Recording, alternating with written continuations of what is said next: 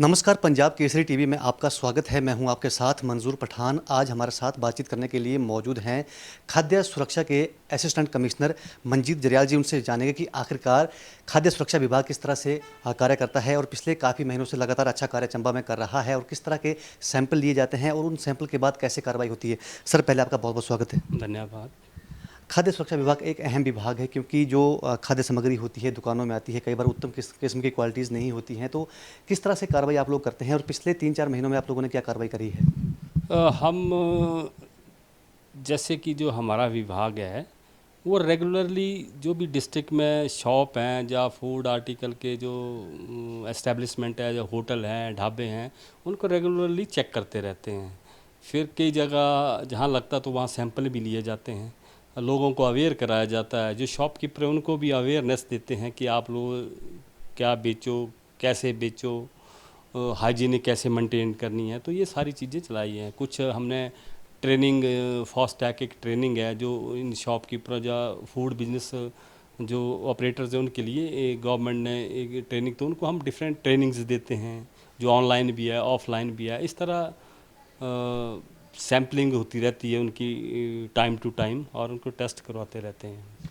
पिछले 3-4 महीनों में आप लोगों ने चंबा ज़िला में कितने टेस्ट करे हैं और कितने टेस्ट उसमें फेल हुए हैं? उसके बाद क्या कार्रवाई आप लोगों ने करी? पिछले 3-4 महीनों में हम करीब 20 के करीब सैंपल हर महीने लेते हैं, और 12 हम एक सर्वेलेंस सैंपल लेते हैं। इन 3-4 महीनों में कुछ 4 सैंपल हमारे फेल आए हैं, और जो भी फेल आते हैं उनको जो रिटेलर है तो उसको हम नोटिस भेजते हैं कि ये आपका फेल हुआ, आप क्या कहना चाहते हैं। तो वो कोई होलसेलर या मैन्युफैक्चरर का बिल देते हैं, फिर हम उनको भी नोटिस भेजते हैं। फिर इस तरह सारी इन्वेस्टिगेशन करने के बाद इसको कोर्ट में लगाया जाता है।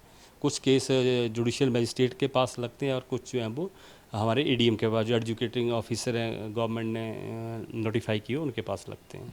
आपने टूरिज़्म की बात करी है, होटल्स की बात करी है, जहाँ से आप सैंपल लेते हैं। कितने ऐसे सैंपल हैं जो होटल्स, टूरिज़्म, रेस्टोरेंट से लिए गए हैं और वो फेल पाए गए हैं? अभी एग्जैक्ट वर्ड तो नहीं, नंबर तो नहीं बता पाऊँगा मैं, पर टूरिज़्म इंडस्ट्री के जितने भी हमने सैंपल लिए 3-4 महीनों में, मेरे ख्याल में अभी तक कोई भी फेल नहीं हुआ उनका। उसमें हम ज़्यादातर प्रिपेयर्ड फूड लेते हैं, जो बना बनाया खाना होता है, पानी का ले लेते हैं उनका, या दूध का ले लेते हैं। इस तरह तो 3-4 महीनों में तो कोई फेल नहीं पाया गया इनका। चंबा ज़िला ग्रामीण इलाकों में फैला हुआ है, उसमें काफ़ी सारे ऐसे शॉप्स कीपर होते हैं जहाँ पे उत्तम किस्म के खाद्य सामग्री नहीं मिल पाती है, या फिर जो पैकेट्स में सामान आता है वो ठीक नहीं होता है। तो उन पे क्या कार्रवाई करेंगे ऐसे लोगों पे जो जानबूझकर लोगों की सेहत से खिलवाड़ करते हैं? उन पे कार्रवाई जो भी एज पर लॉ होगी वो कार्रवाई की जाएगी। उनको जो हमारे फार फ्लॉन्ग एरिया हैं उनमें हम स्पेसिफिक जोर देते हैं चेकिंग करने की, और जो भी इस तरह की चीज़ें बेचता हुआ पाया गया उसके अगेंस्ट जो भी लॉ के अनुसार कार्रवाई बनेगी वो होगी। जो सिविल सप्लाईज़ की दुकानें हैं वहाँ पे आजकल एक लोगों में भ्रम फैला हुआ है कि जो नमक आता है राशन में, दुकानों पे, खासकर सरकारी दुकानों पे, उससे जो सब्जी होती है या दाल होती है वो काली हो जाती है।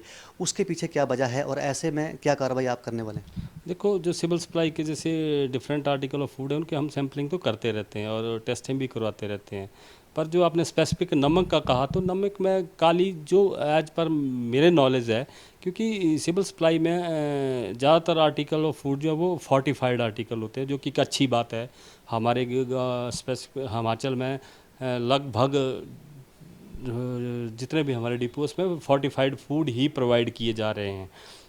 तो मुझे लगता है कि जो ब्लैक हो जाता है नमक, उसमें जो आयरन या फॉलिक एसिड्स के ग्रैनुअल्स होते हैं उनकी वजह से हो सकता है।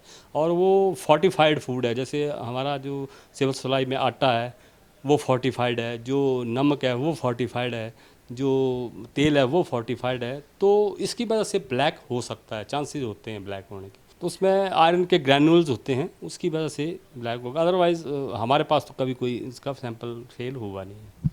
हमने बहुत सारे ऐसे एरिया देखे हैं जो ग्रामीण इलाकों में शॉप्स होती हैं, वहाँ पे कई बार देखा जाता है कि दाल है या चावल है या उसमें पत्थर जैसे मिलते हैं। तो ऐसे लोगों पे क्या कार्रवाई करेंगे विभाग? उस सेम कार्रवाई उसमें भी सख्त कार्रवाई रहेगी। उनके सैंपल्स होंगे, री एनालिसिस ना एनालिसिस करवाएंगे हम डिफरेंट लैब से। अब जो भी स्टैंडर्ड से बियॉन्ड जो भी आएगा उसके अगेंस्ट कार्रवाई होगी।